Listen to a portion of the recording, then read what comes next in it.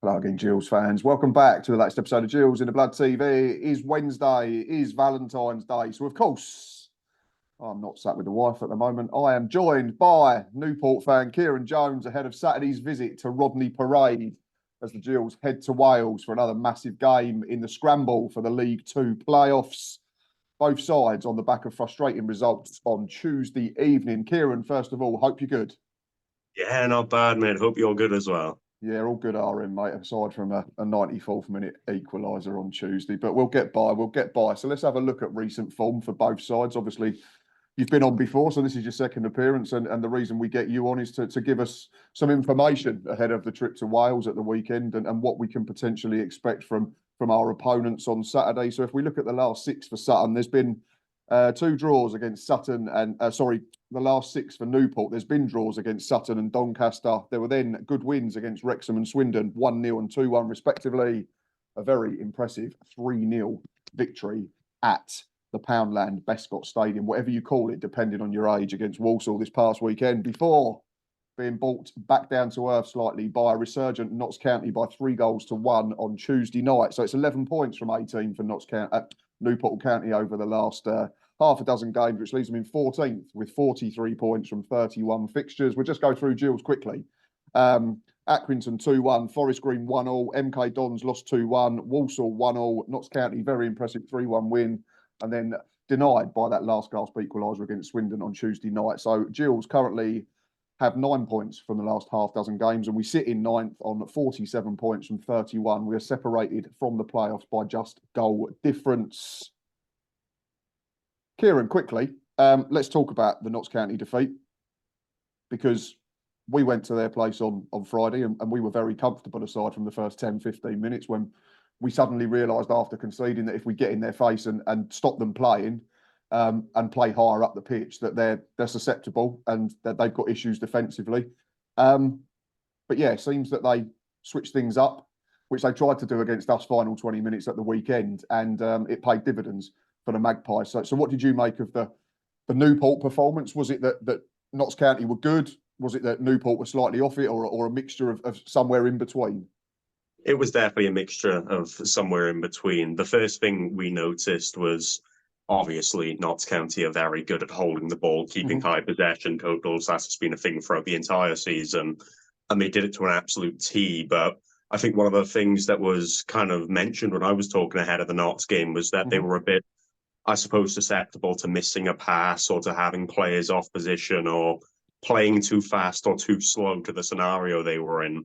And I think they just controlled the game brilliantly, and they didn't really make any mistakes bar the penalty that we scored in the 93rd minute or whatever it was to be a consolation goal. But it was also a mixture of us being poor in terms of form. We had come off of 4 wins on the bounce, which, you talk about that for any side. It's an incredible kind of feat to have. And then I suppose potentially we became susceptible to not really expecting Notts to play the way they did. Of course, they played I'd imagine a bit differently to how they did against you. The fallback was mentioned a lot in terms of how they changed when they played against you, and they had success for that brief 20 minutes or so, from what I heard anyway.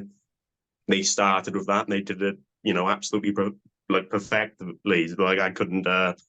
There was a point in the game where I think it was 2-0. We didn't really look up to speed. We weren't pressing the usual levels that we kind of are susceptible to in the levels that we have been showing in recent months. And it got to a point where I was just able to enjoy a Keiron Jones wonderful performance, because he's way too good for this league. But yeah, pretty much we definitely were not up to speed. But at the same time, I think Notts played the game superbly and, did play to our weaknesses at the end of the day. Yeah, because like you've mentioned, we spoke to Tom before and after the Notts County game, and they was curious how they could get Crowley, Langstaff, Jones and McGoldrick into a team if they played a back four, and it seems that they somehow managed to do it, and we all know that the threats that they pose. So I suppose it's just one of them that you just tick off and say it was one of them nights. Notts County were better, and we move on and we go back to doing what we've been doing very well in recent weeks.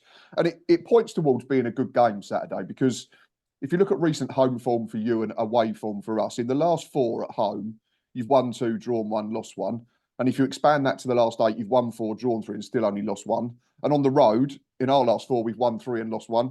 and we've won 4 of our last 8. So it points to being an intriguing game. Two sides that I think are just going to be 100% honest, work hard, and try and win the football match. Couple of players that I've picked out. The obvious ones are Will Evans and Omar Bogle, who has come to our place twice in the last 2 seasons and ruined our day. I think he scored the winner back end of last season and then scored both goals in that 2-0 win at the end of October. We won't speak about anything else that happened that day, but it was a good performance from Bogle. So yeah, if you look at the numbers, Evans has got 18 goals and assists this season, which is phenomenal, and Bogle 7 goals, 2 assists. But is Omar injured at the moment? I've noticed he's not played this year, so I assume it's a mid-term to long-term problem. Yeah, so it looked to have been a mid-term problem, but he's been in training for, I believe, the better end of 2 weeks. So I'd imagine if he is to get involved, it will be a bench kind of get him on and slowly involve him. But I honestly don't see him starting until at earliest the game after we have Gillingham against MK Dons. I don't think he'll be a problem for that scenario anyway. Good, yeah, because he keeps ruining our day. So be fingers crossed he's not quite fit until the game after.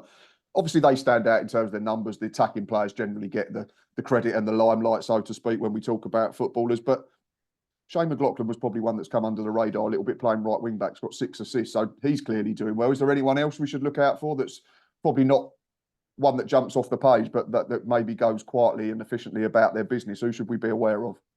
I think quietly and efficiently in the business, you talk to any Newport fan and Scott Bennett is the one that they associate with that. He's not got, in terms of goals and assists, I think he's only got an assist so far this season. So you look at that and you don't really think, he contributes much, but he always does the simple things really well. He won't do too much in terms of magnificent stuff. Every now and again, we've seen in games, he's performed a roulette or a Cruyff turn or something along those lines. And it's really got the fans going, but yeah, he does everything superbly well. The entire midfield, I could credit for that. Same reason. Bryn Morris is one that I think he's got 2 or 3 goals this season in terms of League Two, but they've all been wonderful goals. He scored in the 2-1 win against Stockport, and he does everything well.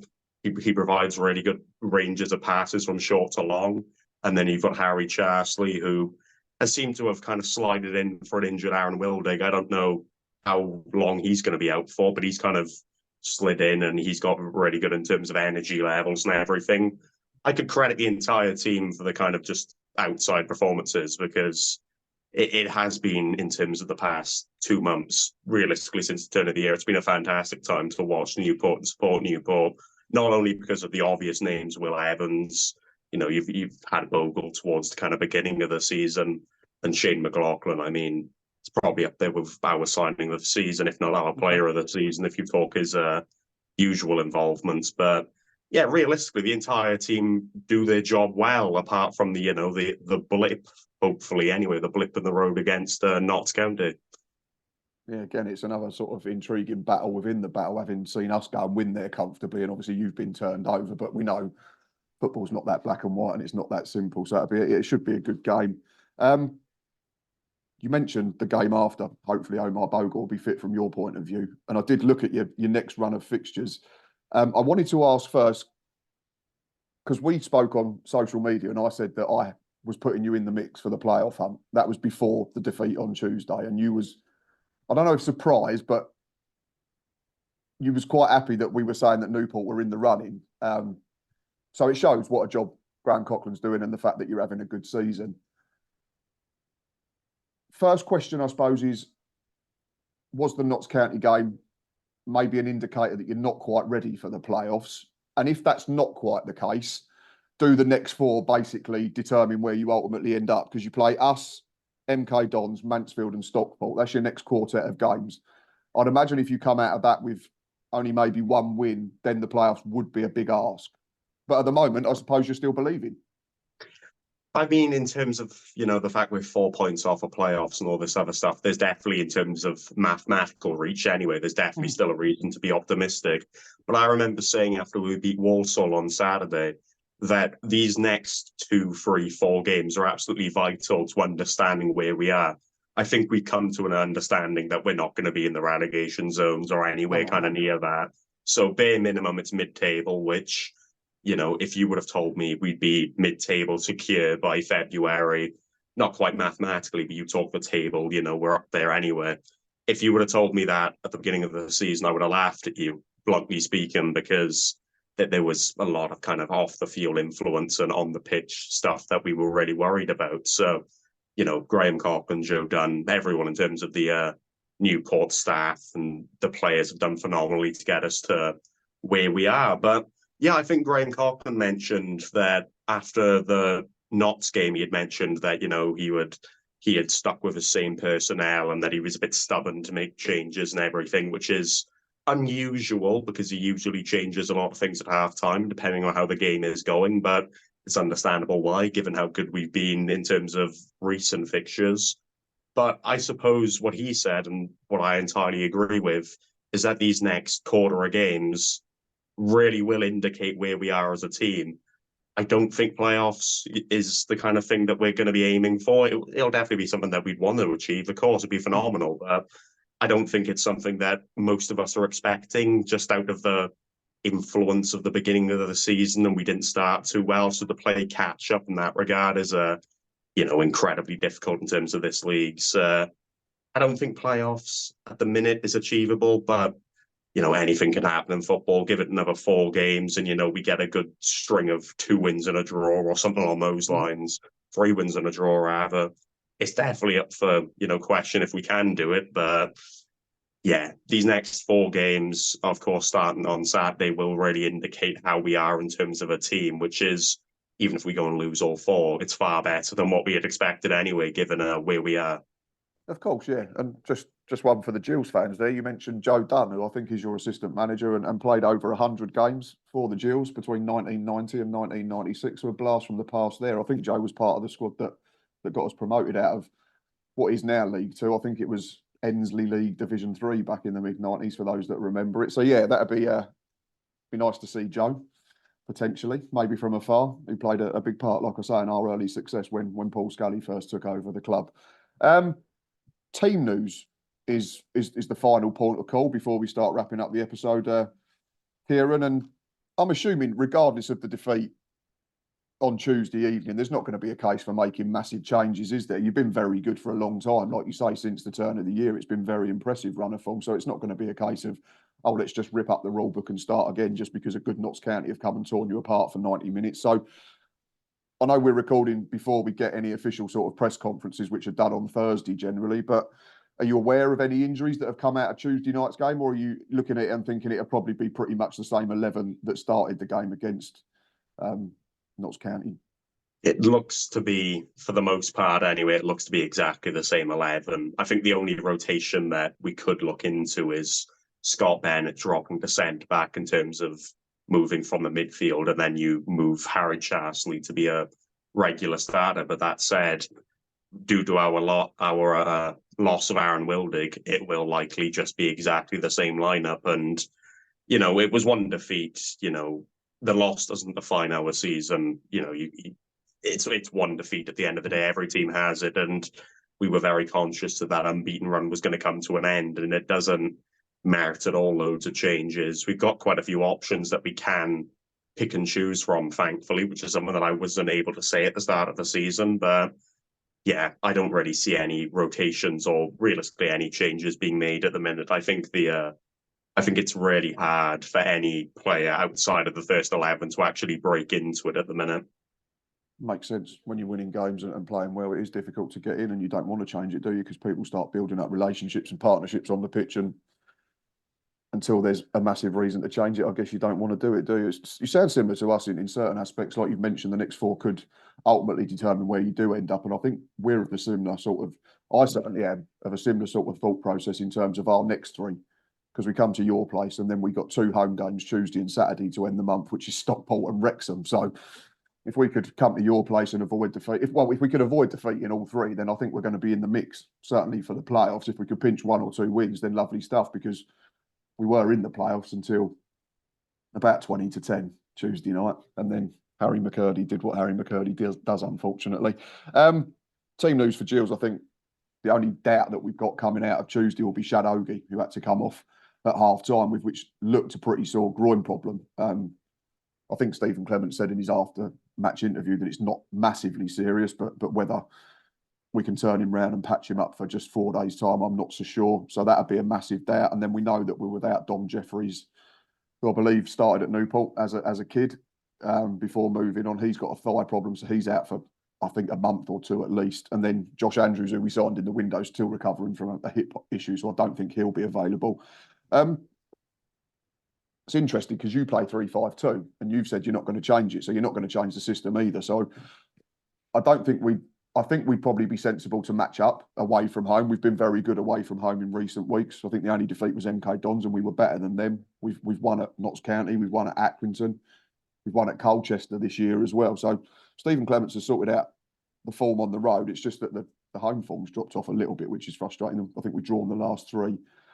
So I think, and this is a bit left field, if Shadogie's not fit, I'd maybe replace him with Scott Malone. I think Scott Malone's clever enough a player to play as a wide centre-back. I know he's a full-back by trade and very good at it.